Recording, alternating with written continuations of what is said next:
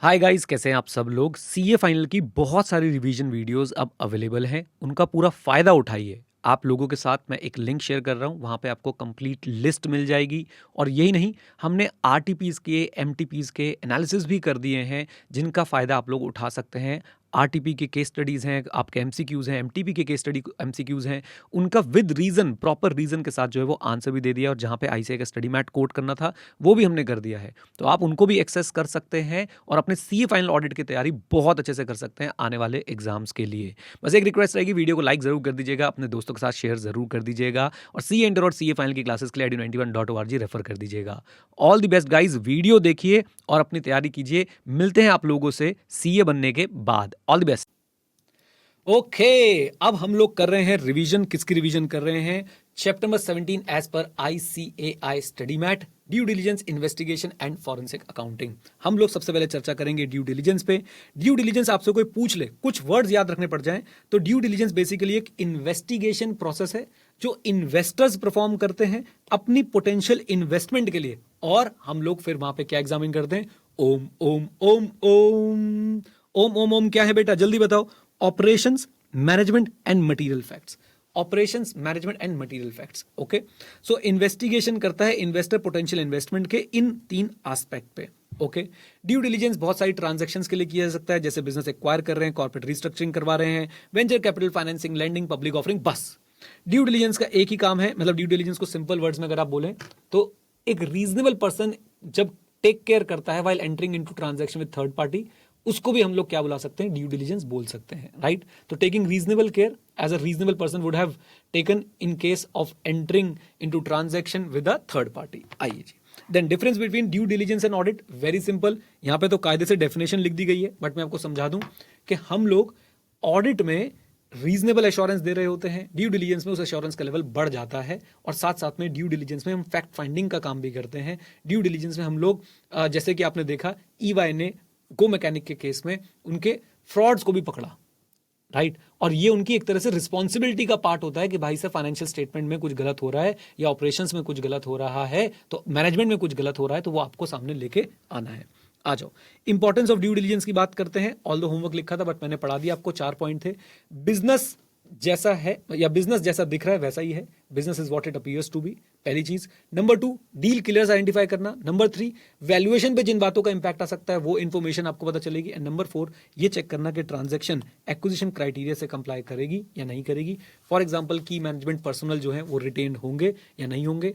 आपकी क्राइटेरिया था कि दे मस्ट बी रिटेन्ड, तो whether they are getting retained और नॉट। 4 बातें दोबारा से। Business is what it appears to be. Identify the deal killers. Gain information which can have direct impact on valuation and whether the transaction comply with the criteria. Then classification, बहुत सारे प्रकार की जो है वो ड्यू डिलिजेंस हो सकती है, बहुत ही आसान है। सबसे पहले कमर्शियल। कमर्शियल में एक वर्ड याद रखें, सिनर्जीज चेक होती हैं। फिर होती है फाइनेंशियल, जो हम लोग सबसे ज्यादा करने वाले हैं। फिर उसके बाद होती है tax. Tax due diligence overall financial due diligence का पार्ट ही कहला सकती है। तो 3 तुम्हारी यहां पे आ गई। फिर जबरदस्ती वाली, information system, legal system, environmental याद रखिएगा, कल्चर से रिलेटेड है। और personal due diligence. Done. Personal due diligence, personal में जो हमने लास्ट में पढ़ा था, management and employees, overworked, over capacity, मतलब ओवर हायर तो नहीं कर रखे हैं, नई रिक्वायरमेंट कितनी होगी, एग्जिस्टिंग वालों के पे पैकेजेस क्या होंगे, सेल्स इंसेंटिव क्या होगी, क्या की मैनेजमेंट पर्सनल रिटेन कर रहे हैं या they are unwilling. For example, हमने एनडीटीवी में रवीश कुमार जी की बात करी थी, कम ऑन, यस और नो, वो सारी बातें आ जाएंगी। तो ये 7 तरह की ड्यू डिलिजेंस होती है। अब अगर हम देखें तो भाई आपकी ड्यू डिलिजेंस के अंदर कौन कौन से एस्पेक्ट कवर होते हैं, ये हम पहले एक बार बोल लेते हैं। सबसे पहले हम लोग हिस्ट्री जानते हैं, बैकग्राउंड जानते हैं, accounting policy, financial statement, cash flow, tax, projections. उसके बाद हमारे पास था management and employ, and finally compliance with law and regulation. कोई हमने मेमोरी टेक्निक नहीं बनाई, कुछ हमने नहीं करा, हमें बेसिक फंडा पता है कि कंपनी को हम एक्वायर करने जा रहे हैं तो क्या क्या चीजें चेक करोगे। पहले उसका बैकग्राउंड, फिर accounting policy, financial statement, taxation, cash flow, projections, management and employ, and आपका आखिरी में आ जाता है compliance with law and regulation. Done, बोलिए, आ जाओ। देन उसके बाद हम लोग देखते हैं ब्रीफ हिस्ट्री में हमने क्या क्या चेक किया था, मार्क कर लेते हैं। मैं नेचर ऑफ बिजनेस देखना चाहूंगा, उनके प्लांट्स की लोकेशन देखना चाहूंगा, साइट विजिट करना चाहूंगा, बेसिकली प्रोडक्ट सर्विस और मार्केट्स के बारे में जानना चाहूंगा, सप्लायर्स के साथ उनका कैसा रिलेशन रहा है वो जानना चाहूंगा, इन्वेंट्रीज के बारे में जानना चाहूंगा, franchisee licence, patents, important expense category, research and development, information system, कौन कौन से लॉ रेगुलेशन इंपैक्ट करते हैं, बेसिक जानकारी मैंने ले ली है। ओके, अकाउंटिंग पॉलिसी में दो ही बातें, ये जो अकाउंटिंग पॉलिसी यूज कर रहे हैं वो इनएप्रोप्रिएट तो नहीं है, और अगर कोई रीसेंट चेंज हुआ है अकाउंटिंग पॉलिसी में तो वो विद दिस एंगल तो नहीं हुआ कि okay now we are going to sell this organisation, तो let's change the accounting policy, let's increase the revenue etcetera. Then review of financial statement में पहले सारे पॉइंट्स की बात कर लो, प्रिपरेशन की बात होगी, प्रिपरेशन के बाद आपके ऑपरेटिंग रिजल्ट्स की बात होती है, और उसके बाद एक्स्ट्राऑर्डिनरी आइटम की बात होती है। तीन बातें याद रखनी, preparation, operating result, extraordinary item. फिर तीन तो कंपैरिजन है, उन तीन कंपैरिजन में कोई टेंशन ही नहीं है हमें। कौन कौन सी बातें आती हैं, बजट, पास्ट ईयर एंड अपना similar companies, budget, past year and similar companies. अच्छा जी, प्रिपरेशन में सिर्फ एक बात रखनी है कि भाई हमारा फाइनेंशियल रिपोर्टिंग फ्रेमवर्क फॉलो करके बनाई गई है कि नहीं। ऑपरेटिंग रिजल्ट्स में आपको ध्यान रखना है स्पेशली प्रॉफिट पे, क्योंकि उसका डायरेक्ट इंपैक्ट आता है प्रॉफिट पे, सॉरी वैल्यूएशन पे। अकाउंटेंट को एक्स्ट्राऑर्डिनरी आइटम की प्रेजेंस पे जो है वो ध्यान रखना है, चाहे वो एक्स्ट्राऑर्डिनरी इनकम हो या एक्सपेंस हो, क्योंकि अगेन डायरेक्ट इंपैक्ट इसका ऑपरेटिंग रिजल्ट पे, दैट इज प्रॉफिट पे, दैट इज वैल्यूएशन पे आता है। बजट से कंपैरिजन करनी है कि भाई बहुत ज्यादा वेरिएशन तो नहीं है, अगर वेरिएशन है तो उसके रीजन जानने की कोशिश करेंगे। पास्ट ईयर जो आपके रिजल्ट्स और ट्रेंड्स हैं हम लोग उससे कंपेयर करेंगे और जानने की कोशिश करेंगे कि भाई इनका नॉर्मल प्रॉफिट लेवल जो है वो क्या रहता है। देन सिमिलर कंपनी से हम लोग कंपेयर करेंगे कि सिमिलर कंपनीज का जो पर्टिकुलर रेशियोज है वो क्या रहते हैं और इनके रेशियोज क्या रहते हैं। अंडर वैल्यूएशन, ओवर वैल्यूएशन पे हम लोग जरूर ध्यान देंगे, इसलिए हमने एक स्पेसिफिक क्वेश्चन भी पढ़ा है। Under valuation of liabilities and over valuation of assets, हम लोग क्या क्या चीजें ध्यान रखेंगे अभी एक बार उसको उस क्वेश्चन में कवर कर लेंगे। देन टैक्सेशन तो कुछ नहीं, सबसे पहले टैक्सेशन में बातें करेंगे कि भाई टैक्सेशन जो है एक अलग से भी ड्यू डिलीजेंस हो सकती है और ओवरऑल फाइनेंशियल ड्यू डिलीजेंस का पार्ट भी हो सकती है। चेक क्या क्या करोगे, टैक्सेस आप रेगुलरली पे कर रहे हो या नहीं, और साथ साथ में मर्जर और एक्विजिशन का टैक्सेशन इफेक्ट जो है वो क्या आ रहा है। फिर नैनो में सपना और सपनों में बेटा क्या, सजना। कैश फ्लो, कैश फ्लो में आपने उनकी कैश जनरेटिंग एबिलिटीज और मेजर ट्रेंड्स देखना है। अब ये करने के लिए आपको 5 चीजें देखनी पड़ती है। नंबर 1, कमिटमेंट्स, बाइजूस का एग्जांपल याद रखें, सेल्स फोर्स को पेमेंट नहीं कर पा रहे हैं। नंबर 2, कैसे आप अपने रिसीवेबल और इन्वेंट्री को कन्वर्ट कर रहे हो, रेशियोज को ध्यान रखिए कि टर्नओवर रेशियो आपके सही चल रहे हैं या नहीं चल रहे हैं। फिर नंबर 3, कैपिटल एलोकेशन की बात चल रही है, डिप्लॉय और कहीं वो खाली तो नहीं पड़े हुए, एंड नंबर 3 और 4 यहीं पे कवर हो गए। एंड देन इन्वेस्टमेंट पैटर्न, एक बार रिपीट कर देता हूं, कमिटमेंट फुलफिल कर पा रहे हो, रेशियो सही चल रहे हैं कि नहीं चल रहे हैं, मतलब आप अपने इन्वेंट्री को और डेटर्स को कितनी जल्दी कैश में कन्वर्ट कर पाते हो, फिर फंड्स ढंग से डिप्लॉय हो, आइडल ना रखे हो, फिर इन्वेस्टमेंट पैटर्न आपके हम लोग देखना चाहेंगे कि इन्वेस्टमेंट कहीं इलिक्विड तो नहीं है, अनरियलाइजेबल चीजों में आप इन्वेस्टमेंट तो नहीं कर रहे हो। आ जाओ, देन बात करते हैं हम लोग फाइनेंशियल प्रोजेक्शन। इसमें सिर्फ 2 ही बातें हैं, हमें नेक्स्ट 5 ईयर की प्रोजेक्शन चाहिए, उनकी अजम्पशन वर्किंग चाहिए, और साथ साथ में हमें जो प्रोजेक्शन चाहिए वो कैसे चाहिए, ऑप्टिमिस्टिक, पेसिमिस्टिक और मोस्ट लाइकली बेस पे अपनी प्रोजेक्शंस चाहिए। डन, बोलिए, आ जाइए। देन मैनेजमेंट एंड एम्प्लॉय की बात करते हैं, मैनेजमेंट एंड एम्प्लॉयज की बात करते हैं बच्चों। सारी चीजें याद करने की जरूरत नहीं है, बेसिक याद रखें। सबसे पहले तो आपने देखना है कहीं प्रॉब्लम ऑफ एक्स्ट्रा वर्कफोर्स तो नहीं आ जाएगी, कितनी वर्कफोर्स को रिटेन करना है, नई रिक्वायरमेंट कितनी है, तो ये बात होगी एक्सटेंट की। एक्स्ट्रा वर्कफोर्स की प्रॉब्लम तो नहीं आएगी, कितनों को रखना है, कितनों को नया हायर करना पड़ सकता है, उनकी तरफ से कोई लिटिगेशन तो नहीं है, उनकी सेल, बल्कि हमने ऐसे करा था, लिटिगेशन वाले को अलग कर दिया था, ये 3 यहां पे आ गए, और फिर उनकी सैलरी, पे पैकेज, स्टॉक ऑप्शन प्लान और इंसेंटिव। सैलरी, पे पैकेज, स्टॉक ऑप्शन प्लान और इंसेंटिव की बात कर दी। लिटिगेशन एक हमारे पास अलग है, और एक पॉइंट जो और अलग है वो क्या, कि भाई पोस्ट एक्विजिशन कोई ऐसे की इंप्लॉइज तो नहीं है जो अनविलिंग है काम करने के लिए, जैसे कि रवीश कुमार। डन, आइए सारे याद कर लो, सारे हो जाएंगे। एक्स्ट्रा वर्कफोर्स की प्रॉब्लम तो नहीं आएगी, नए लोग कितने चाहिए होंगे, कितनों को रिटेन करना है। फिर पैसों की बात करो, सैलरी है, इसॉप है, सेल्स इंसेंटिव है, पे पैकेजेस है। डन डन, पे पैकेजेस की इंप्लॉइज की। और फाइनली पोस्ट एक्विजिशन की बात करेंगे कि भाई कोई अनविलिंग तो नहीं है। स्टैट्यूटरी कंप्लाइंस वेरी सिंपल, हमें देखना है कि भाई जो भी लॉज रेगुलेशन है उनसे कंप्लाई करते हैं या नहीं, उसके लिए हम लोग एक लिस्ट ऑब्टेन करेंगे और कोई पेनल्टीज वगैरह चेक कर लेंगे, किसी तरह की पेनल्टीज वगैरह तो नहीं लगी हुई है। ये बच्चों 2 जबरदस्ती के टॉपिक हैं, बट टेंशन नहीं लेने का है, जबरदस्ती के तो हम भी पढ़ के जाएंगे। वर्क अप्रोच क्या होगी, सबसे पहले हम लोग जो है क्या करेंगे, हम रिव्यू और रिपोर्ट करेंगे फाइनेंशियल्स पे, साथ साथ में हमने क्या करना है, साइट विजिट करनी है, फिर अपनी वर्किंग शुरू करनी है, और फिर हम एक ऑफर बनाने में हेल्प करेंगे on the basis of our report.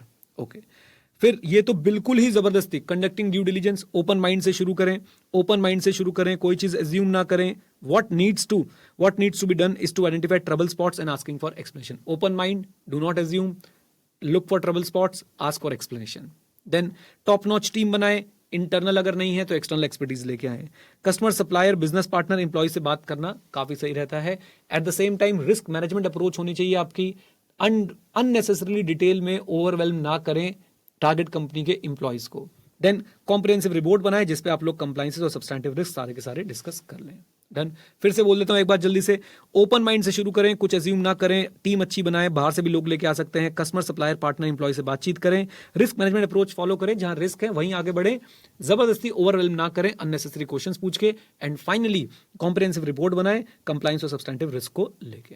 Then due diligence report का कोई एज सच स्टैंडर्डाइज फॉर्मेट है क्या? आंसर इज नो, कोई स्टैंडर्डाइज फॉर्मेट जो है वो नहीं है। फिर भी executive summary, introduction, background of target company, मैं कहता हूं कि अगर आप ये दोनों लिख दो, उसके बाद अपने जितने पॉइंट्स पढ़े हैं ना हमने अभी तक, सब पॉइंट्स लिख के आ जाओ। क्या क्या पॉइंट्स थे? प्रिपरेशन ऑफ फाइनेंशियल स्टेटमेंट को लेके पॉइंट था, उसके अंदर कितने सारे फाइनेंशियल स्टेटमेंट को लेके कितने सारे पॉइंट थे हमारे पास, बैकग्राउंड को लेके कितने सारे पॉइंट्स थे हमारे पास। कम ऑन गाइस, वो सारी चीजें आप लोग यहां पे लिख के आ सकते हैं। बोल दो, आ जाओ।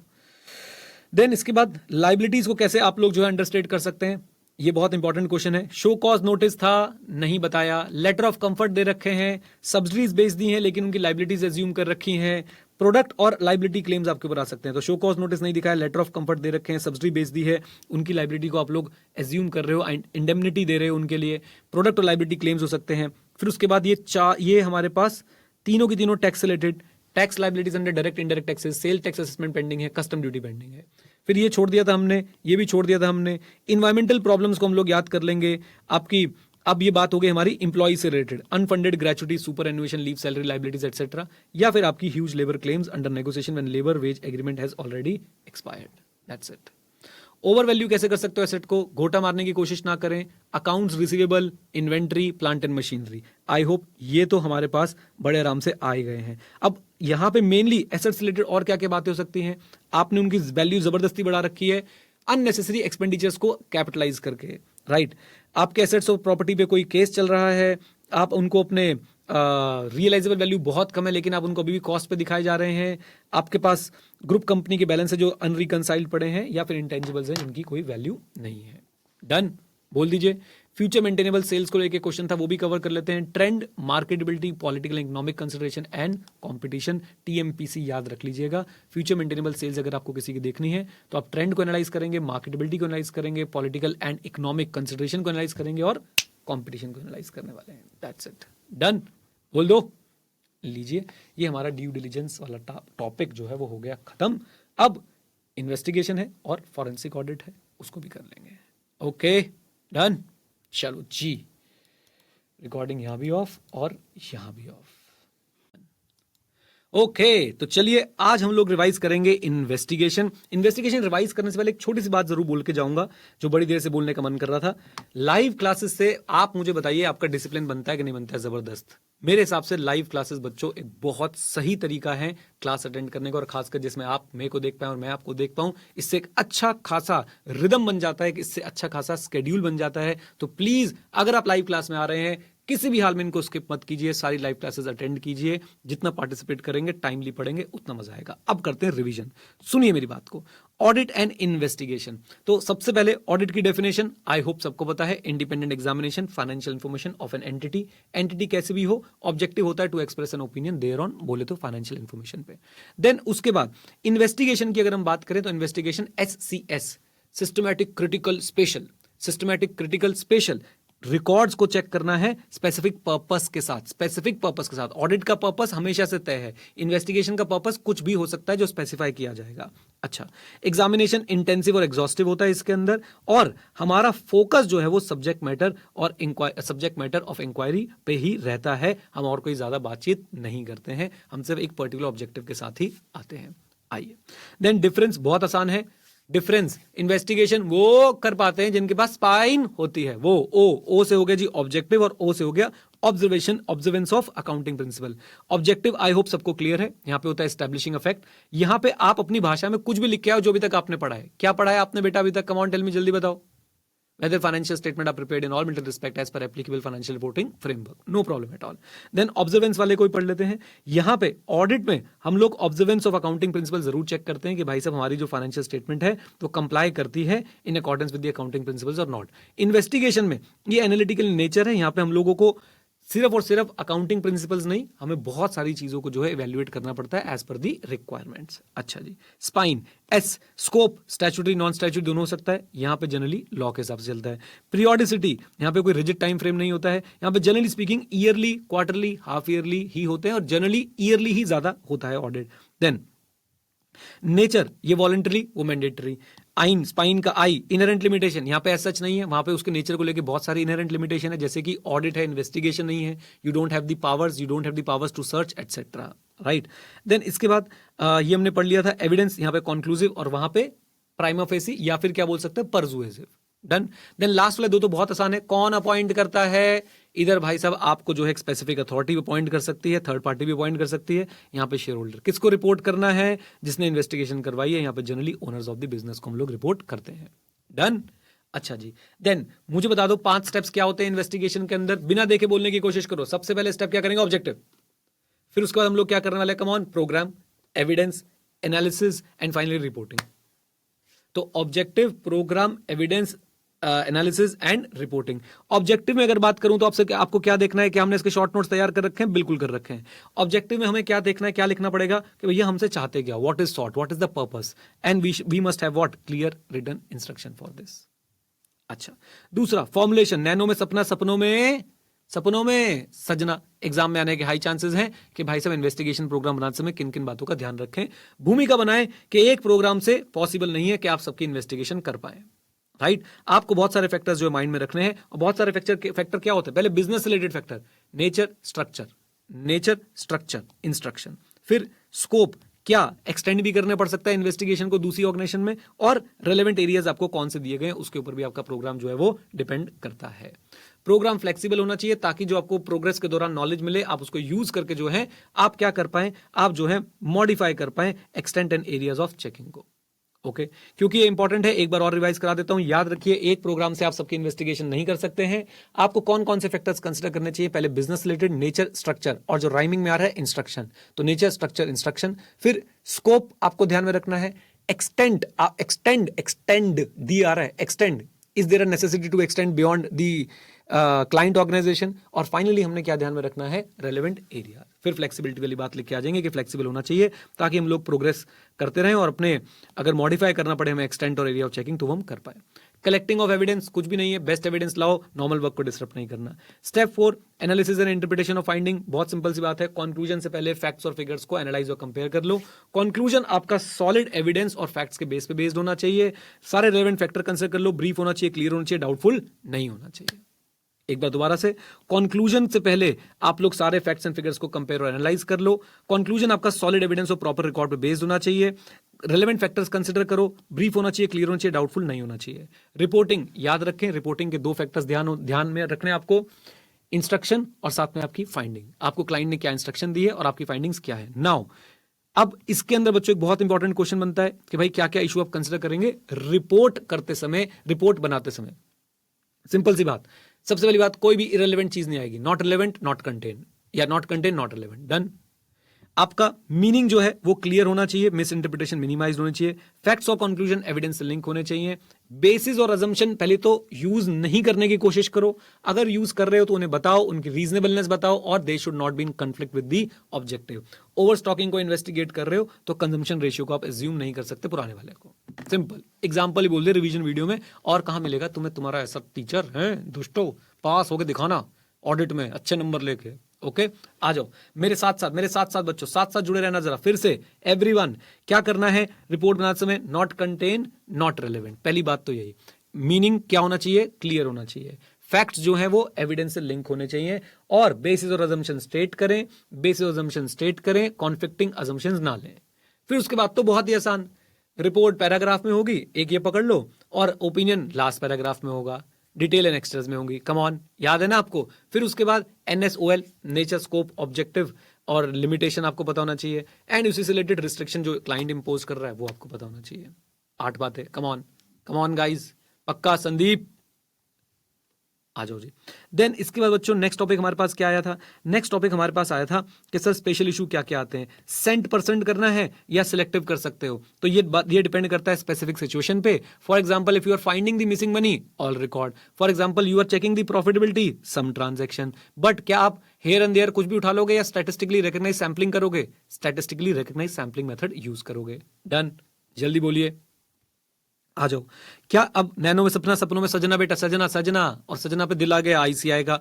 आ जाओ जी, इंपॉर्टेंट टॉपिक है, एग्जाम में आने के हाई चांसेस हैं। क्या आप लोग already audited statement of account पे रिलाय कर सकते हो? मेरी बात को सुनो, अगर इन्वेस्टिगेशन हो ही इसलिए रही है कि ऑडिटेड फाइनेंशियल स्टेटमेंट पे डाउट है, रिलाय मत करो भाई। अगर आपको कोई और काम के लिए बुलाया गया, बिजनेस की वैल्यूएशन वगैरह के लिए, तो आप लोग रिलाय कर सकते हो, प्रोवाइडेड दैट ऑडिट केयरलेसली ना हुआ हो और साथ साथ में आपको इंस्ट्रक्शन ना मिली हो कि भाई आपने तो सब कुछ चेक करना है। अगर इंस्ट्रक्शन मिली तो हम सब कुछ चेक करेंगे। दो बातें। तीसरी बात, अगर क्वालिफाइड अकाउंटेंट ने उसे ऑडिट नहीं किया है तो हमारी नेचुरल ड्यूटी है कि हम अपने फैक्ट्स और फिगर्स को जो है वो प्रॉपर्ली चेक करें, वेरीफाई करें। चौथी बात, अगर भाई साहब प्रोफेशनल अकाउंटेंट ने ऑडिट किया है और इन्वेस्टिगेशन के पर्पस को ध्यान में रखते ही ऑडिट किया है, यानी स्ट्रिक्ट चेकिंग हुई है, स्ट्रिक्ट ऑडिटिंग हुई है, तो आप डेफिनेटली रिलाय कर सकते हो। But you need to consider the principle of liability of third party, CCO यूआ। डन। देन आखिरी बात याद रखें कि भाई always ensure accounts are prepared what objectively, biasness के लिए चेक करें कि कहीं उसके अंदर बायसनेस तो नहीं है। डन बच्चों, डन, कम ऑन। पांचों बातें एक बार रिपीट कर दूं।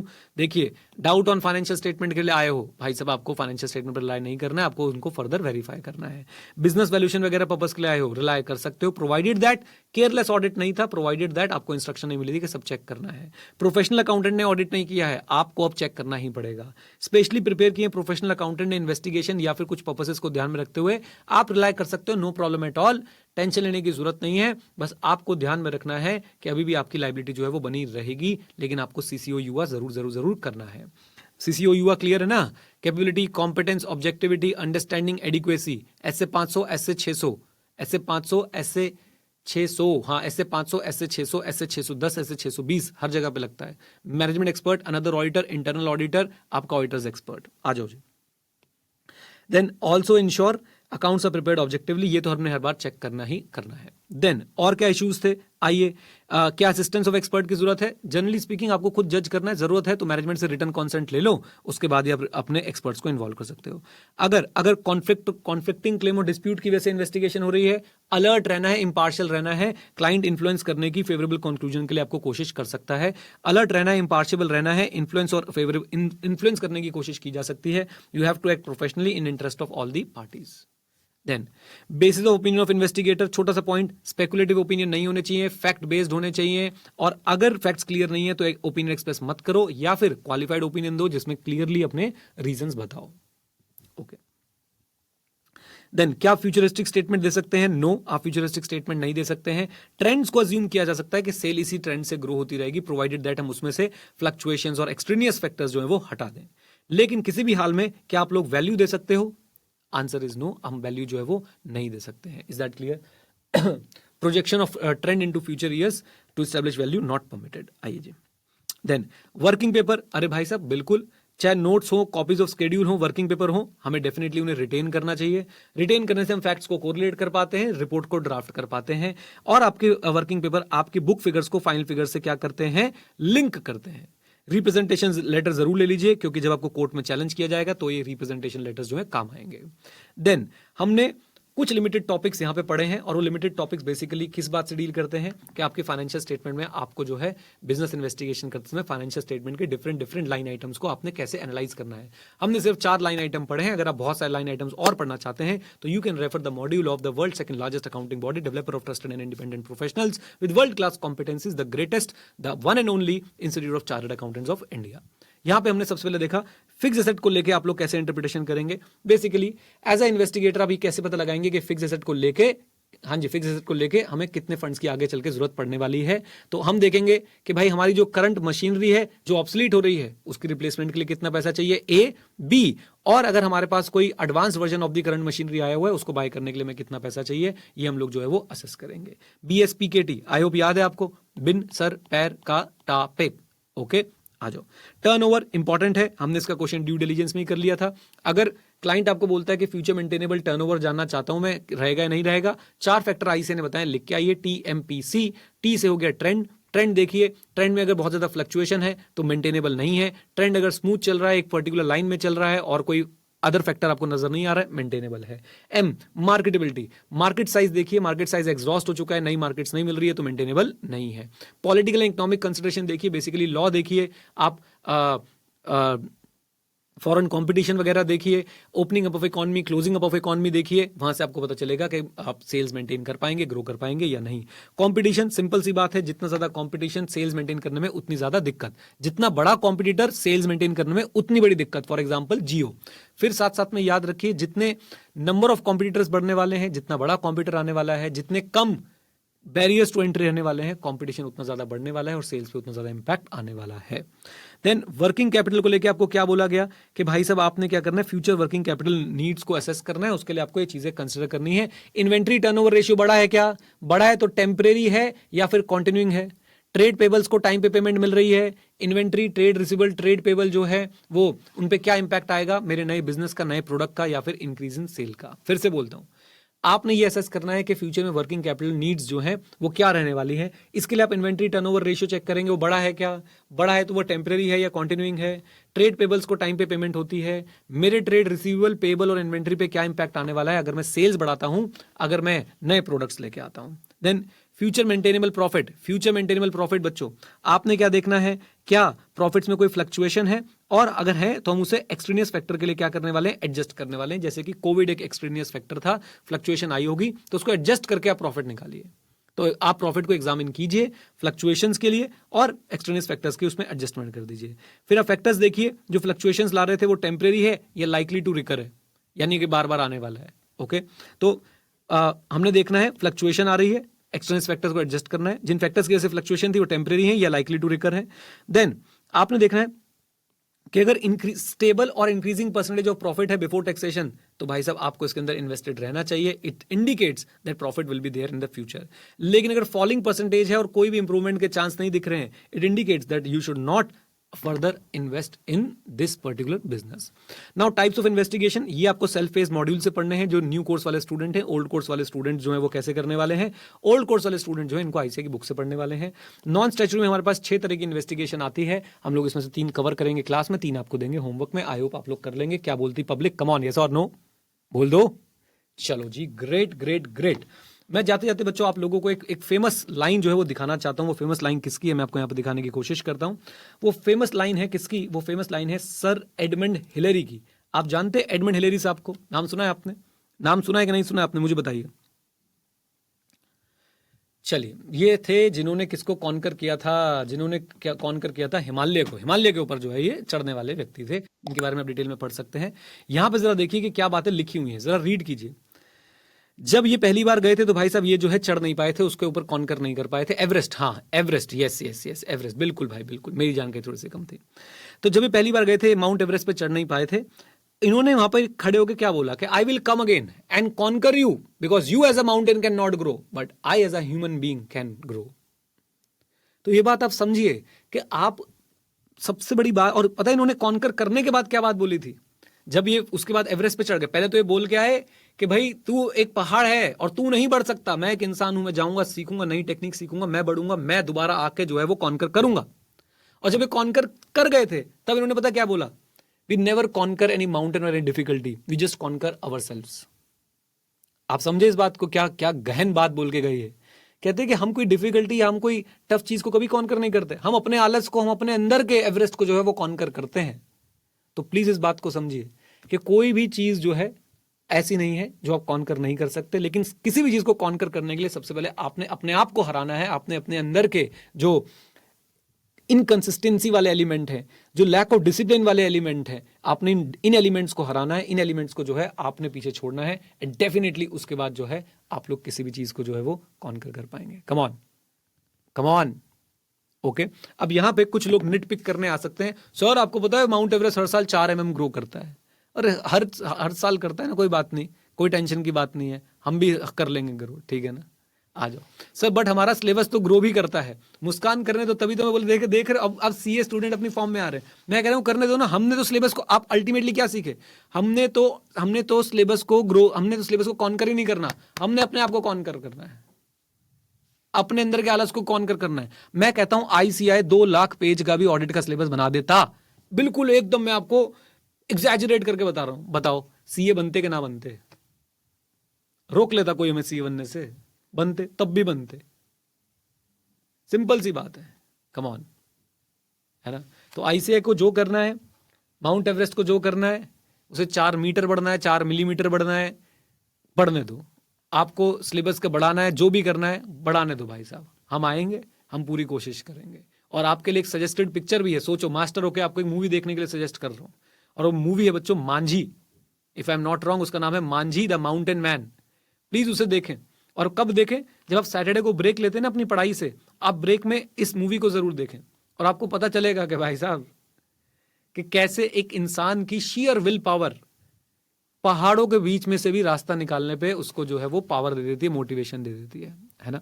तो प्लीज जब आप ये देखेंगे आपको समझ आएगा कि सीए तो कुछ भी नहीं है। सच बता रहा हूं, आपको समझ आएगा सीए तो कुछ भी नहीं। दुनिया में और बहुत सारे गम पड़े हैं, और भी गम है जमाने में सीए के सिवा, है ना। तो प्लीज प्लीज प्लीज बच्चों, हार नहीं माननी है। कुछ भी होने दो, कैसा भी होने दो, हम लोग एंड तक लड़ेंगे। क्या बोलती पब्लिक? Come on. और दूसरी बात आपको पता है, जब ये चैप्टर मैंने पहली बार पढ़ाया था, मेरे को लग रहा था कि क्या है ये भाई, खत्म ही नहीं होगा ऐसे। और फिर मैंने फैसला किया, मैंने कैसे खत्म नहीं होगा, हम करेंगे, अच्छे से करेंगे, और ऐसे करेंगे कि एग्जाम में लिख के भी आ पाए। कम ऑन, है ना। चलिए, तो प्लीज मेरी फैक्ट चेकिंग को थोड़ा सा माफ कीजिएगा। मैंने शायद हिमालय बोल दिया था, कहीं इस पे वो बन जाए भाई साहब कोई एक्सपोज वीडियो। तो इतनी नेट पिकिंग मत करो। कंटेंट, आपको कॉन्टेक्स्ट जो है वो समझ आया ना मैं क्या कहना चाहता हूँ, कि you have to conquer yourself, not the mountain. चलो, okay, all the best, god bless you. यहाँ पे कर देते रिकॉर्डिंग को। Okay, welcome back. तो जल्दी से रिवीजन कर लेते हैं। रिवीजन में क्या है, सबसे पहले हमने टाइप्स ऑफ इन्वेस्टिगेशन पढ़नी है। 3 मैं कराऊंगा, 3 आप करेंगे। पहली इन्वेस्टिगेशन जो हम रिवाइज करने वाले हैं वो कौन सी है? Investigation on behalf of N incoming partner. Approach की बात करते हैं। अप्रोच जो है वो सिमिलर रहने वाली है, जनरल अप्रोच सिमिलर रहने वाली है, irrespective of the what nature of business, चाहे वो मैन्युफैक्चरिंग कर रही है, ट्रेडिंग कर रही है, सर्विसेज दे रही है। इनकमिंग पार्टनर का इंटरेस्ट किसमें? टर्म्स, बेनिफिट और safety of capital and it's useful application. कहीं उसे जो टर्म्स मिल रहे हैं वो गलत तो नहीं मिल रहे, टर्म्स सही मिलने चाहिए।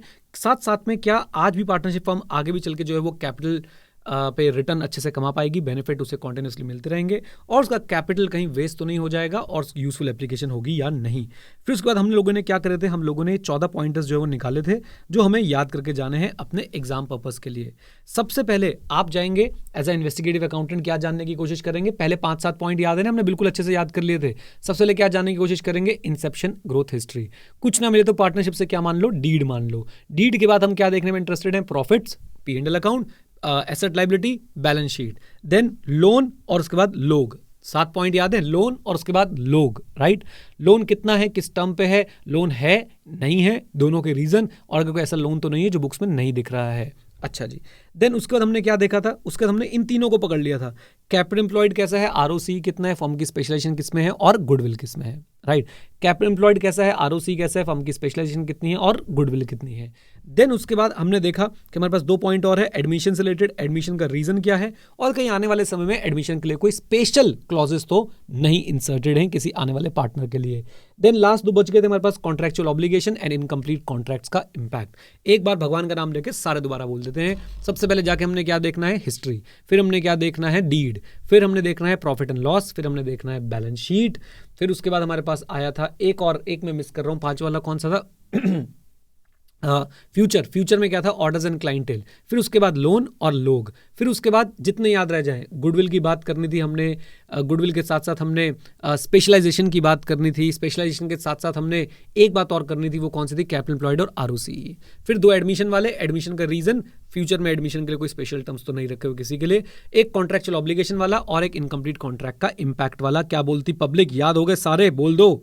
फिर अदर पॉइंट्स में क्या है? आपका पर्सनल कंसिडरेशन भी हो सकता है, पार्टनर और फर्म की स्टैंडिंग भी हो सकती है। सर्विस रेंडिंग फर्म के केस में आप लोग प्रॉफिटेबिलिटी, गुडविल, बिजनेस रिकॉर्ड पे ध्यान देते हैं। इंडस्ट्रियल फर्म के केस में आप लोग कस्टमर नेटवर्क कितने ज्यादा वो फैले हुए हैं, उनके साइज पे ध्यान देते हैं। चलिए, देन प्राइवेट कंपनी वाला आपने करना था, आ जाते सीधे बैंक वाले पे। बैंक इन्वेस्टिगेशन क्यों कराना चाहता है लोन देने से पहले? बैंक जानना चाहता है कि भाई लोन क्यों ले रहा है, रीपेमेंट कर पाएगा या नहीं, सिक्योरिटी एडिक्वेट है या नहीं।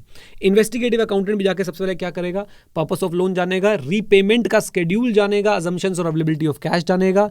उसके बाद वो डायरेक्टर की स्टैंडिंग देखता है, कंपनी की ऑथराइजेशन देखता है, कंपनी की ग्रोथ डेवलपमेंट देखता है, एंड फाइनली वो बिजनेस एनवायरमेंट का इंपैक्ट देखता है। एक बार फिर से, बैंक पर्पस जानना चाहता है, रीपेमेंट शेड्यूल जानना चाहता है, सिक्योरिटी की एडिक्वेसी जानना चाहता है।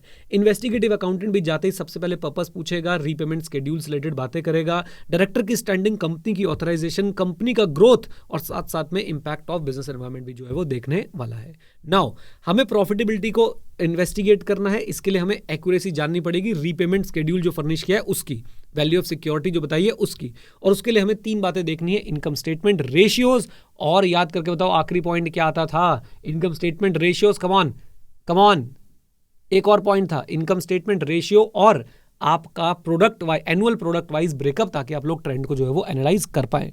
अब बात करते हैं इनकम स्टेटमेंट की। इनकम स्टेटमेंट में क्या देखोगे, 5 साल की इनकम स्टेटमेंट आप बनाओगे, जिसमें मेजर हेड इनकम एक्सपेंसेस, आपका प्रॉफिट, टैक्सेस, ये सारी चीजें आ जाएंगी। मेंटेनेबल प्रॉफिट देखोगे कितना है, और साथ में जो आप फंडिंग लेने वाले हो उसका भी इंपैक्ट प्रॉफिट पे क्या आएगा, ये कंसिडर कर लेंगे। रेशियो में टेंशन लेने की जरूरत नहीं है, current ratio, quick ratio, debtor turnover ratio, sales turnover ratio, और साथ साथ में आपका inventory turnover ratio, sales turnover नहीं, inventory turnover ratio, debtor turnover ratio, और आपका डेट टू इक्विटी रेशियो, ये सारे रेशियोज आप लोग चेक करके कंपनी की फाइनेंशियल हेल्थ के बारे में पता लगाने की कोशिश करेंगे। और लास्ट पॉइंट बोल ही दिया था, ब्रेकअप चाहिए हमें किसका, एनुअल सेल्स प्रोडक्ट वाइज, ताकि हम लोग ट्रेंड जो है वो पता लगा पाएं। डन, बोलिए। फिर उसके बाद हमने यहाँ पे थोड़ा सा चीज़ों को स्किप करा है कि भाई बैलेंस शीट में आप लोग कैसे देखने वाले हो। तो बैलेंस शीट में हम लोग जो है क्या क्या चीज़ें देखने वाले हैं, पूरी बैलेंस शीट उठा लो। पहले fix asset, inventory, trade receivable, investment, liability side पे आ जाओ, secured loan, provision for taxation, other liabilities, miscellaneous पे आ जाओ, insurance and contingent liabilities. Done. एक चीज़ हम लोग यहाँ पे भी एडिशन लिख सकते हैं कि हम लोग इन्वेस्टिगेट करेंगे, 7 पॉइंट हो सकता है, हम लोग इन्वेस्टिगेट करेंगे अगर आपने कहीं पहले लोन के लिए अप्लाई किया था तो उसका आउटकम क्या रहा, वो रिजेक्ट हुआ था या फिर वहाँ पे आपको कुछ पार्शल लोन मिल गया था, ये सारी चीज़ें हम लोग वहाँ पे चेक कर लेंगे। डन। नेक्स्ट तरह की इन्वेस्टिगेशन हमारे पास आती है इन्वेस्टिगेशन ऑफ फ्रॉड से रिलेटेड बातें। इन्वेस्टिगेशन ऑफ फ्रॉड में सबसे पहले फ्रॉड का मीनिंग ऐसे 240 से उठाया गया है। क्या क्या होता है इसके अंदर, इंटेंशन, डिसेप्शन, इलीगल एडवांटेज। फिर फ्रॉड कितने लेवल पे हो सकता है, 3 डिफरेंट लेवल पे हो सकता है, personal gains, corporate level and आपका ऑपरेशनल लेवल। पर्सनल गेन का एग्जांपल है ब्राइबरी। कॉर्पोरेट लेवल पे आपके पास है कि रेवेन्यू आप लोगों ने जो है वो एनहांस करके दिखाना, एडवांस बिलिंग करना, शेल और डमी कंपनीज बनाना, मनी लॉन्ड्रिंग करना। ऑपरेशनल लेवल सबसे इंपॉर्टेंट है। ऑपरेशनल लेवल में क्या क्या हो सकता है, आपने ऑफ द रिकॉर्ड बुकिंग कर, आपने of the record cash receive कर लिया, कैश रिसीव करने के बाद उसे जो है एम्बेजल कर दिया, teeming, lading, fraudulent disbursement, extra commission, extra reimbursement and payroll fraud. दोबारा बोल देता हूं, मैंने फर्स्ट वाला छोड़ दिया, ऑफ बुक फ्रॉड कर दिया आपने, आफ्टर रिकॉर्डिंग फ्रॉड कर दिया आपने, टीमिंग लेडिंग आप कर सकते हो। टीमिंग लेडिंग क्विक रेफरेंस के लिए बता देता हूं कि एक डेटर से पैसा है, आप घर ले गए, दूसरे डेटर ने दिया, पहले वाले को क्रेडिट कर दिया, कोई भी डेटर लंबे समय के लिए आउटस्टैंडिंग नहीं रखा क्योंकि उससे मैनेजमेंट को शक हो सकता था। राइट, दोबारा से, off book record cash misappropriation, teeming lading, फिर आप कमीशन एक्स्ट्रा दे रहे हैं, पेरोल फ्रॉड कर रहे हैं, फ्रॉडलेंट डिसबर्समेंट कर रहे हैं, एक्सपेंस ज़्यादा डिसबर्स कर रहे हैं। Procedure for investigation of fraud, again एक छोटा सा क्वेश्चन बनता है कि कैसे आप लोग इन्वेस्टिगेट करेंगे फ्रॉड को। तो जो सस्पेक्टेड इंडिविजुअल है उसके सर्कमस्टेंसेस को समझेंगे, ऑर्गेनाइजेशन के स्ट्रक्चर को समझेंगे, लाइन ऑफ रिस्पॉन्सिबिलिटी को समझेंगे, दोनों को कनेक्ट करके चलो, ऑर्गेनाइजेशन का structure, line of responsibility, almost एक ही पॉइंट में कवर हो जाएगा। इंटरनल कंट्रोल को समझेंगे और कोई एक्सेसिव कंट्रोल या वीकनेस है तो उसको भी हम लोग जानने की कोशिश करेंगे। देन हमारे पास बहुत सारे तरीके हैं कैश को एम्बेजल करने के और उनसे रिलेटेड इन्वेस्टिगेटिव प्रोसीजर्स भी बता रखे हैं। तो कैश में कैश रिसिप्ट आप एम्बेजल कर सकते हो, कैश पेमेंट को आप लोग जो है परेशान कर सकते हो इन्फ्लेट करके, आप कस्टमर सप्लायर के लेजर के थ्रू फ्रॉड कर सकते हो, कस्टमर के लेजर के थ्रू फ्रॉड कर सकते हो, and last but not the least आप इन्वेंट्री से रिलेटेड फ्रॉड्स भी जो है वो कर सकते हो। हम एक टॉपिक कवर करेंगे इसमें कैश वाला, बाकी टॉपिक आप लोग एक बार रीड कर लेंगे, कैश रिसिप्ट वाला हम लोग कवर करने वाले हैं। तो कैश रिसिप्ट में हम लोग क्या क्या कर सकते हैं, रिसिप्ट इशू कर देना फुल अमाउंट की और पैसा जो है वो एक्चुअली में बुक्स में कम डालना, या फिर आप क्या कर सकते हैं, डिस्काउंट जितना दिया है उससे ज़्यादा दिखा दिया, अगेन पैसा जो है वो कम गया है। बेसिकली यहाँ पे आप क्या कर रहे हैं, आप सप्रेस कर रहे हैं कैश रिसिप्ट को। तो आप सप्रेस करने के लिए क्या क्या कर सकते हैं, आप सप्रेस करने के लिए रिसिप्ट पूरी इशू कर रहे हो, अमाउंट कम डाल रहे हो, डिस्काउंट ज़्यादा दे रहे हो, डिस्काउंट जो है वो दे नहीं रहे हो, दिखा ज़्यादा रहे हो, अमाउंट कम डाल रहे हो। फिर उसके बाद उसने रिटर्न कर दिया है, उसने रिटर्न कुछ किया नहीं है, आप रिटर्न देके फेक जो है वो क्रेडिट्स दिखा रहे हो, उसके बाद कैश सेल को क्रेडिट सेल दिखा रहे हो, और साथ साथ में गुड डेट को बैड डेट दिखा रहे हो। कैश को क्रेडिट दिखा रहे हो, गुड को बैड दिखा रहे हो, रिटर्न किया नहीं है रिटर्न दिखा रहे हो और क्रेडिट दे रहे हो, कैश डिस्काउंट दिया नहीं है डिस्काउंट दिखा रहे हो, कम अमाउंट रिकॉर्ड कर रहे हो, रिसिप्ट ज़्यादा की दे रहे हो, रिकॉर्ड कम कर रहे हो, दैट्स इट, राइट। इनकी वेरिफिकेशन हो कैसे कैसे सकती है, बहुत सिंपल सी बात है। पहले तो आपके जो डिफरेंट सोर्सेज ऑफ इनकम है आप उनको डिटेल में स्क्रूटनाइज कीजिए, कार्बन कॉपीज चेक कीजिए रिसीट की, उसके साथ साथ आपने कैश डिपॉजिट डिटेल जो बैंक पेइंग स्लिप पे है और जो एक्चुअल कैश बुक में, उनको आप रिकंसाइल कर सकते हैं। छोटे छोटे जो अमाउंट्स आते हैं जैसे कि स्क्रैप सेल वगैरह, उनको इन्वेस्टिगेट कीजिए। कैश सेल को आप डिटेल में वाउच कीजिए, कैश डिस्काउंट को आप लोग अगेन फिर से एक बार रिव्यू कीजिए। इसी तरह से बाकी सारे टॉपिक्स भी हैं जो आप लोग, मुझे उम्मीद है कि आप लोग कवर कर सकते हैं। Then indicator of fraud, response to fraud और auditors ability to detect fraud और फ्रॉड डायमंड की वीडियो हमने पहले ही रिकॉर्ड कर दी थी, वो मैं साथ में इसके अटैच कर दूंगा और आपकी रिवीजन यहाँ पे हो जाती है समाप्त।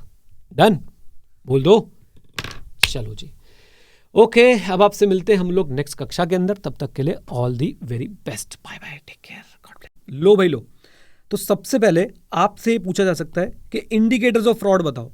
इंडिकेटर्स ऑफ फ्रॉड आपने कैसे याद रखने हैं? Records, evidence, responses, other indication. Record, या तो रिकॉर्डिंग हो ही नहीं रही फुली या पार्शली, रिकॉर्ड डिले हो रहा है, या फिर रिकॉर्ड गलत हो रहा है एंड मिस क्लासिफिकेशन रिकॉर्डिंग। दूसरा पार्ट हमारे पास बेटा क्या आया? मिसिंग एविडेंस, डॉक्यूमेंट्स है ही नहीं, या फिर जो डॉक्यूमेंट्स हमें डिफरेंट डिफरेंट सोर्सेज से मिल रहे हैं वो कॉन्फ्लिक्ट कर रहे हैं।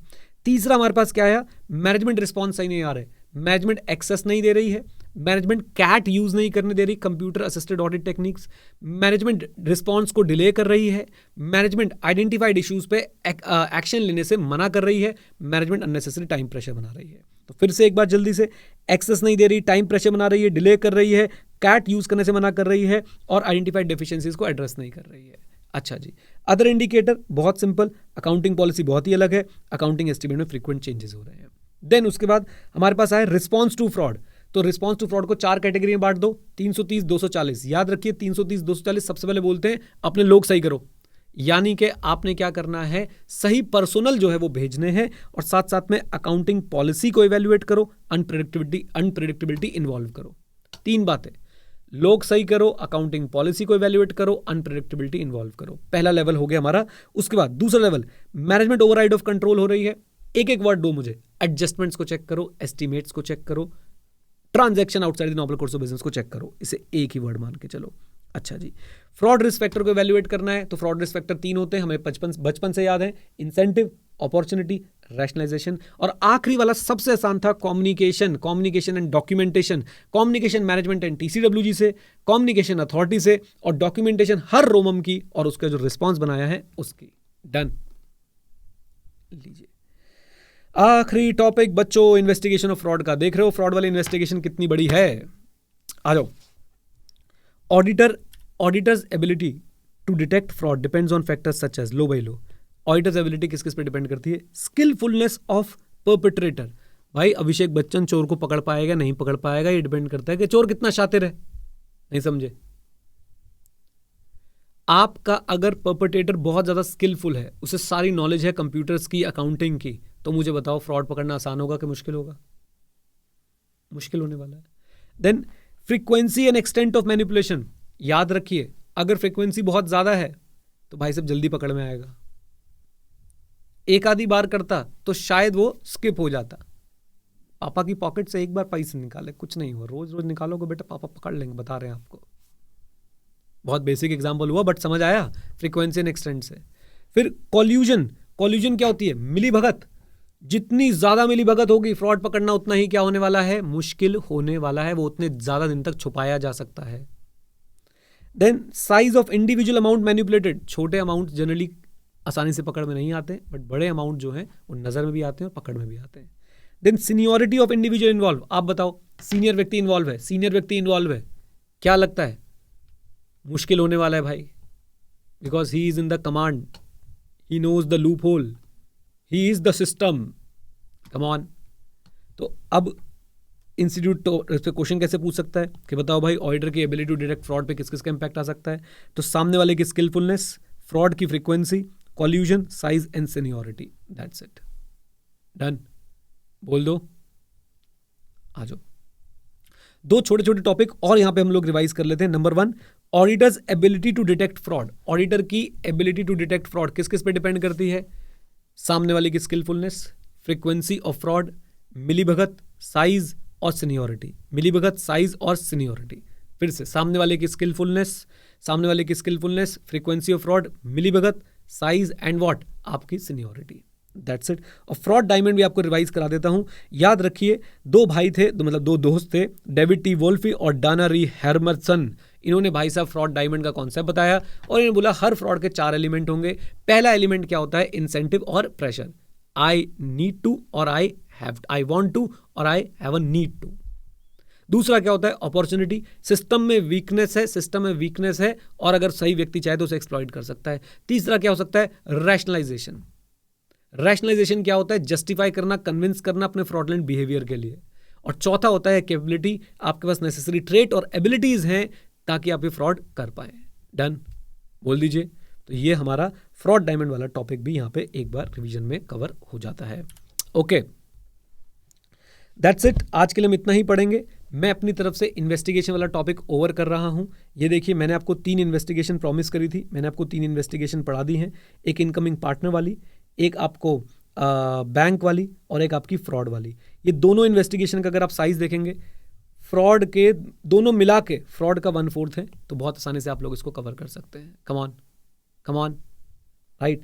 अच्छा, इसका भी अगर आप साइज देखेंगे, अगेन ये भी बहुत ही एकदम छोटा सा ही है। मैंने सारा जो पेन पॉइंट्स थे आपके कवर करा दिए, यहाँ से स्टार्ट कराया। और आपका लोन वाला एक इंपॉर्टेंट पॉइंट था, फ्रॉड वाला एक इंपॉर्टेंट पॉइंट था, वो हमने कवर कर लिया क्लास में। ट्रेड्स बोले तो जैसे कोई ऑनेस्ट है, कोई डिसऑनेस्ट है। ट्रेड्स का एग्जैक्ट हिंदी मुझे नहीं पता। ट्रेड्स होते हैं कि जैसे कोई बंदा हमेशा सच बोलता है तो उसका एक ट्रेट है, राइट। स्वभाव भी बोल सकते हैं, एग्जैक्ट हिंदी मुझे आइडिया नहीं है, बट एक बार मैं गूगल करके देख लेता हूँ आप लोगों के लिए, ताकि मुझे भी पता चल जाए। Traits, quality that forms part of your character. किसी व्यक्ति के चरित्र या व्यक्तित्व की विशेषताएं, राइट। चलो जी, तो ये हो गई हमारी इन्वेस्टिगेशन वाली क्लास पूरी। अब चलते हैं और हम एक बढ़िया सी प्यारी सी रिवीजन वीडियो भी बना लेते हैं। Done, okay. नेक्स्ट क्या रहेगा? नेक्स्ट बेटा, इन्वेस्टिगेशन के बाद हम लोग पढ़ेंगे फॉरेंसिक अकाउंटिंग, जो आपके लिए है काफी इंपॉर्टेंट, एग्जाम में आने के हाई चांसेस हैं। अमेंडमेंट्स, अपडेट्स वगैरह उसके अंदर, अपडेट्स ही बोलूंगा, अमेंडमेंट तो नहीं बोलूंगा, कुछ अपडेट्स वगैरह आईसीए की तरफ से उसके अंदर है। पूरा चैप्टर है ड्यू डिलिजेंस, इन्वेस्टिगेशन और फॉरेंसिक अकाउंटिंग का। प्लीज इसका नेचर समझिए। ड्यू डिलिजेंस मुझे लगता है काफी इंपॉर्टेंट था, उसके अंदर काफी सारे टॉपिक्स थे जो डायरेक्ट क्वेश्चन बन के आ सकते थे, आ भी चुके हैं। इन्वेस्टिगेशन में बहुत अननेसेसरली टॉपिक्स भरे हुए थे। हमने पूरी कोशिश करी, मैं पूरी कोशिश कर रहा हूं कि मैं अपनी टीचिंग के साथ, इस टॉपिक के साथ और आपके करियर के साथ जस्टिस कर पाऊं। तो उसको ध्यान में रखते हुए मैं जो कवर कराना चाहता था मैंने आपको कवर कराया है। नेक्स्ट हमारा फॉरेंसिक अकाउंटिंग शुरू होगा। अगेन उसमें भी 1 या 2 क्लास लग सकती हैं, फिर ये चैप्टर हो जाएगा हमारा समाप्त। डन, चलिए इस रिकॉर्डिंग को यहीं पे स्टॉप करते हैं और फिर रिवीजन में हम आपसे बातचीत करते हैं। ओके, फॉरेंसिक का मतलब क्या है? आ जाओ, रिवीजन वीडियो यहां से स्टार्ट करते हैं। Okay, let's revise forensic accounting. New course के लिए है, याद रखिएगा। फॉरेंसिक का सिंपल सा मतलब क्या है? Suitable for use in court of law. ये लाइन तो रट लीजिए, आपको जरूर लिख के आनी पड़ेगी। जब भी फॉरेंसिक का कोई क्वेश्चन आएगा आप लिख के आए, forensic means suitable for use in court of law. अच्छा, फॉरेंसिक अकाउंटिंग क्या होता है? अकाउंटिंग, ऑडिटिंग और इन्वेस्टिगेटिंग स्किल्स को ब्लेंड करके यूज करना, चेक करने के लिए किसको? थेफ्ट को, फ्रॉड को या अदर सिमिलर सिचुएशंस को। ओके, ऑब्वियसली कौन से थेफ्ट फ्रॉड को? फाइनेंशियल थेफ्ट या फाइनेंशियल फ्रॉड या फाइनेंशियल स्कैम्स को या फाइनेंशियल सिचुएशंस को। अच्छा जी, फिर उसके बाद फॉरेंसिक अकाउंटेंट से हम क्या एक्सपेक्ट करते हैं? They will work to a standard, जैसे इतना स्टैंडर्ड दैट देयर आउटकम, फिर से वही बात, must be suitable for use in court of law. Done. वैसे तो ये 3 लाइनें बहुत हैं, बट चौथी लाइन भी आपको रिवाइज करा देता हूं। क्यों यूज करते हैं हम लोग फॉरेंसिक अकाउंटिंग को? To prosecute a party for fraud, embezzlement और other financial claim. In addition audit भी कंडक्ट किया जा सकता है टू डिटरमाइन नेग्लिजेंस, लेकिन जनरली हम लोग एक फैक्ट स्टैब्लिश करने के लिए यूज करते हैं कि फ्रॉड हुआ था या नहीं हुआ था, हुआ था तो किसने किया था। याद रखिएगा, रिपोर्ट में हम ओपिनियन नहीं देते, इनोसेंट और गिल्ट पे अपना डिसीजन नहीं देते। वो काम किसका है? वो काम है अथॉरिटीज का। अथॉरिटीज में भी इंटरनल में भी एक्सटर्नल। इंटरनल बोले तो आपकी डिसिप्लिनरी कमेटी एटसेट्रा, एक्सटर्नल बोले तो जजेस एटसेट्रा। क्या बोलती पब्लिक? कम ऑन, यस और नो? डन, आ जाइए। कैसे डिफरेंट है ये ऑडिट से, मैं इस टॉपिक की रिवीजन में नहीं जाना चाहता। बहुत सारी बातें हैं, आप मीनिंग बता सकते हैं, ऑब्जेक्टिव बता सकते हैं, इवन स्कोप भी बता सकते हैं। ऑडिटिंग का स्कोप जो है वो स्टैंडर्ड से सेट होता है, एज स्टैंडर्ड्स ऑन ऑडिटिंग से, या फिर रेलेवेंट लॉ से सेट होता है। यहाँ पे स्टेक होल्डर सेट कर सकते हैं, अपॉइंटमेंट बता सकते हैं, क्वालिफिकेशन बता सकते हैं। क्या फॉरेंसिक अकाउंटिंग में सिर्फ सीएजी जा सकते हैं? No, right. आप यहाँ पे टेस्टिंग का एक्सटेंट बता सकते हैं कि यहाँ पे भाई सब डिटेल होती है, वहाँ पे क्या चलती है, वहाँ पे सैम्पलिंग चलती है। यहाँ पे आप मेथोडोलॉजी बता सकते हैं, आप डिटेल प्लस सब्सटैंटिव कर रहे होते हो, इन्वेस्टिगेटिव प्लस सब्सटैंटिव कर रहे होते हो, वहाँ पे आप क्या करते हो, कंप्लायंस प्लस सब्सटैंटिव कर रहे होते हो। तो भर भर के चीज़ें आपके पास। फॉरेंसिक में ओपिनियन नहीं होता है, ऑडिटिंग में हमारा ओपिनियन होता है। कम ऑन, यस और नो, राइट। पीरियड पे आप लोग बात कर सकते हो कि फॉरेंसिक का कोई पीरियड डिसाइडेड नहीं होता है। जनरली ऑडिटिंग 1 साल के लिए करवाई जाती है, एक पर्टिकुलर फाइनेंशियल ईयर के लिए। कम ऑन, यहाँ पे मैंडेटरी नहीं होती है, वहाँ पे कंपनीज के लिए मैंडेटरी होती है। ना कहते कहते भी मैंने आखिर रिवाइज कराई दिया। आई होप आप लोग ये लिख के आ पाएंगे। Now let's talk about forensic accounting professional. ये बिल्कुल ही generic topic. Forensic accounting professional क्या करता है? कॉम्प्लेक्स फाइनेंशियल डेटा को प्रेजेंट करता है अंडरस्टैंडेबल फॉर्मेट में और फुल सपोर्ट करके बाकी चीजों के साथ। वो नंबर्स के बियॉन्ड देखता है इनटू रियलिटी। क्या करता है? कॉम्प्लेक्स डेटा को प्रेजेंट करता है इजिली अंडरस्टैंडेबल वे में, फुल डॉक्यूमेंट सपोर्ट के साथ। They look beyond the numbers. Then ये बच्चों मुझे नहीं पता इस पैराग्राफ पे क्वेश्चन कैसे पूछेंगे, बस आपके माइंड में कुछ थॉट्स डालने। एक्सेप्ट करने से पहले अपनी एक्सपर्टीज देख लेनी चाहिए और साथ साथ में आपको पोटेंशियल फ्रॉड और एविडेंस कलेक्शन मेथड को भी ध्यान में रखना चाहिए। आप एक फॉरेंसिक अकाउंटेंट है तो पब्लिक प्रैक्टिस भी कर सकते हैं, या फिर आप इंश्योरेंस, बैंक एटसेट्रा के साथ काम भी कर सकते हैं। लीजिए, अब आती है कुछ इंपॉर्टेंट बातें जिससे क्वेश्चन पूछा जा सकता है। फॉरेंसिक अकाउंटेंट इन्वॉल्वमेंट बहुत आसान। फ्रॉड डिटेक्शन, फ्रॉड प्रिवेंशन, ये दोनों तो याद ही अपने को। कंप्यूटर फॉरेंसिक्स और एक्सपर्ट टेस्टिमनी, राइट। तो फॉरेंसिक अकाउंटेंट को कहां पे इन्वॉल्व किया जा सकता है, इसे भी अकाउंटिंग कर लीजिएगा। Why we need forensic accounting? Fraud detection, fraud prevention, computer forensics, और साथ में हमारे पास क्या हो गया, प्रोवाइडिंग एक्सपर्ट टेस्टिमनी। आ जाओ जी। फॉरेंसिक अकाउंटिंग सर्विसेज क्या क्या हो सकती हैं? फाइनेंशियल स्टेटमेंट मैनिपुलेशन को डिटेक्ट करवाना, राइट। फंड डाइवर्जन को डिटेक्ट करवाना, एंटी मनी लॉन्ड्रिंग, लाइसेंस फी ड्यू टैक्सेशन, फिर उसके बाद तो रिलेटेड पार्टी थी, वैल्यूएशन था, और finally suspicious transaction under IBC. फिर से एक बार बोल देता हूं, फाइनेंशियल स्टेटमेंट मैनिपुलेशन, उसके बाद हमारा fund diversion, anti money laundering, ये 3 तो पैसे से रिलेटेड हो गई, डायरेक्ट, ओके। फिर उसके बाद आ गए हमारे पास लाइसेंसेस, फिर आ गया हमारे पास रिलेटेड पार्टी, फिर आ गया वैल्यूएशन, फिर आ गया आईबीसी की सस्पिशियस ट्रांजैक्शंस। आ जाओ जी।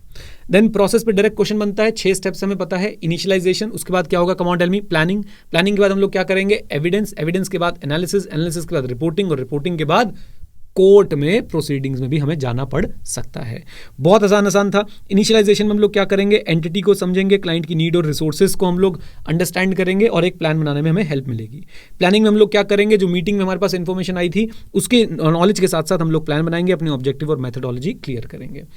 फिर हम लोग एविडेंस जो ऑब्टेन करेंगे, document, information, asset, person, company, expert, इन सबको हम लोग जो है लोकेट करेंगे, किन की जरूरत है, किसने क्या किया था, इससे रिलेटेड हम लोग एविडेंस ऑब्टेन करेंगे।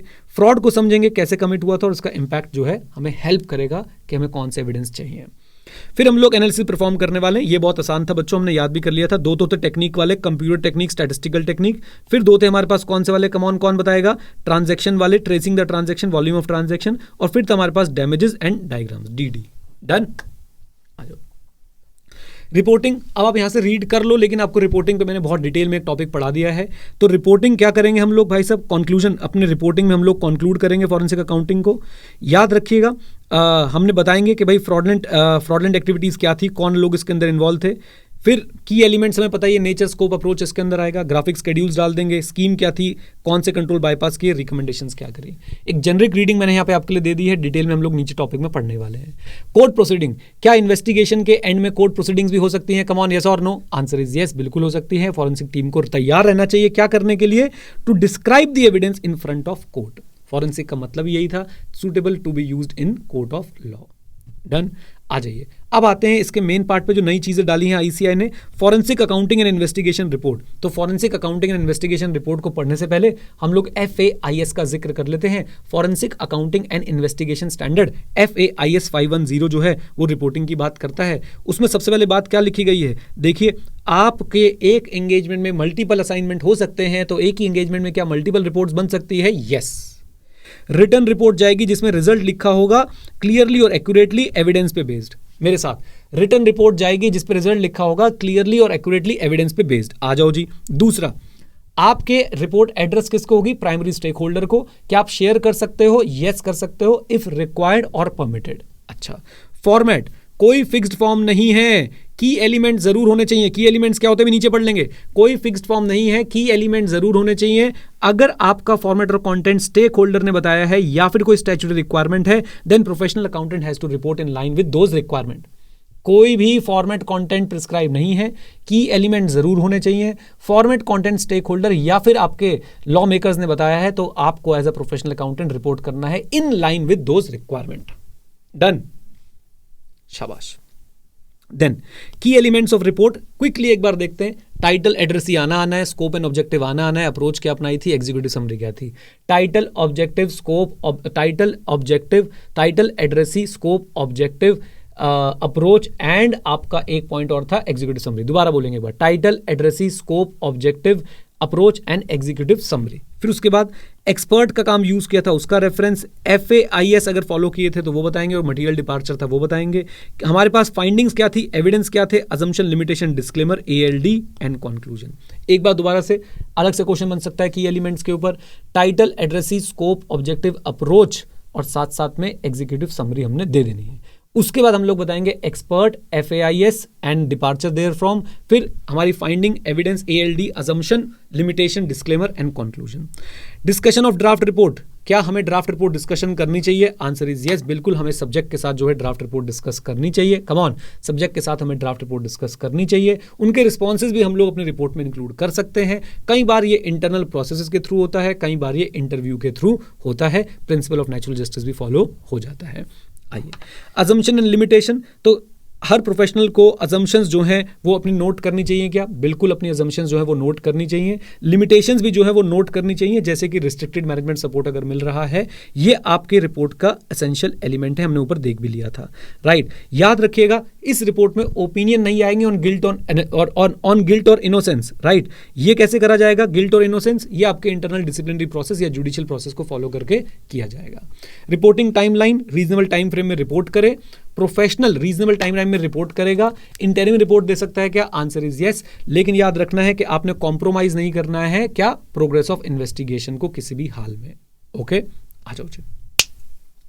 आखिरी टॉपिक, ओवरव्यू ऑफ FAIS। तो FAIS क्यों इशू करे हैं इंस्टीट्यूट ने? ताकि मेंबर्स का क्वालिटी आउटपुट निकले in the area of forensic accounting and investigation. Number 1 is quality output. Number 2, एक फ्रेमवर्क बनाया गया है गवर्निंग द FAI, जिसमें प्रिंसिपल्स और बाउंड्रीज बताई गई हैं। इन सर्विसेज में क्या एक्सपेक्ट किया जा सकता है, राइट। तो फ्रेमवर्क बनाया गया, प्रिंसिपल एंड बाउंड्रीज बताई गई हैं। अब मेन ऑब्जेक्टिव ऑफ फ्रेमवर्क क्या है? फॉरेंसिक अकाउंटिंग एंड इन्वेस्टिगेशन और उसके की कंपोनेंट को समझना, साथ साथ में manner in which components come together in an interrelated cohesive manner when providing such service. कैसे ये आपस में ये की कंपोनेंट कैसे इंटरैक्ट करते हैं। फिर से FAI और की कंपोनेंट को समझना, कैसे ये कंपोनेंट आपस में इंटरैक्ट करते हैं, और साथ साथ में quality of forensic accounting and investigation service को मेंटेन और इंप्रूव करना। 3 ऑब्जेक्टिव हैं इस पूरे फ्रेमवर्क के। Number 1 understanding, number 2 manner how they interact, and number 3 maintain and improve the quality. Now what are the key components? 4 key components हैं, बहुत ही आसान। Basic principle, concepts, standards and guidance. Basic principle, key concept, standard and guidance. Done, लीजिए। फिर ये question बच्चों direct question बन सकता है। ICAI जब अपना रौद्र रूप दिखाएगा, कहेगा भाई साहब मैं तो पूछूंगा जो मन में आएगा, तो वो ये क्वेश्चन पूछेगा, बताओ जी आपके ये जो FAIS हैं इनका ऑब्जेक्टिव क्या है ब्रॉड लेवल पे? तो देखो, प्रोफेशनल के लिए ये मिनिमम स्टैंडर्ड्स बताएंगे आपकी सर्विसेज का। फिर यूजर्स के लिए ये इंडिकेट करेंगे क्वालिटी। रेगुलेटर्स के लिए बात वही है, बस बदल के लिख देंगे कि भाई रेगुलेटर और गवर्नमेंट एजेंसीज के लिए ये बताएंगे appreciation of what can be expected from FAI services, and हर किसी को मिलेगी guidance on matters of implementation and other related practical issues. That's it.